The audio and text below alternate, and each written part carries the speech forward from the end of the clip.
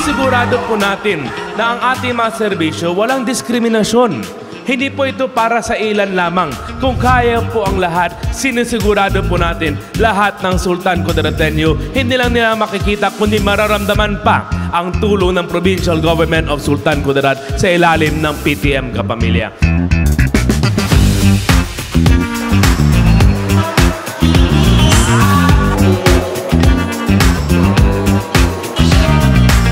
Araw po, meron po tayong AX Payout Distribution. Kasama po natin ang DSWD sa pangunguna ng ating kaibigan na si Secretary Rex Gatchalian.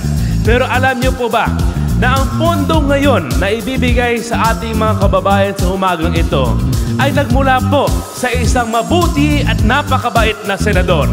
Yan pong senador na yan ay may pusong tumitibok para sa Sultan Kudarat.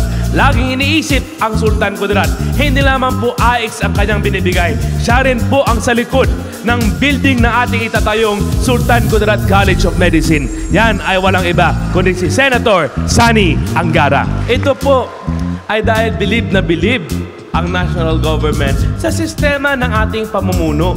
Bilib na bilib sila na dito sa Sultan Kudarat pwede pala maging isang pamilya ang iba't ibang lahi, tribo at relihiyon.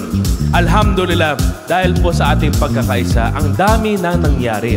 Kung hindi po dahil sa inyo, hindi natin marating ang tunay na SK Sikat Ka.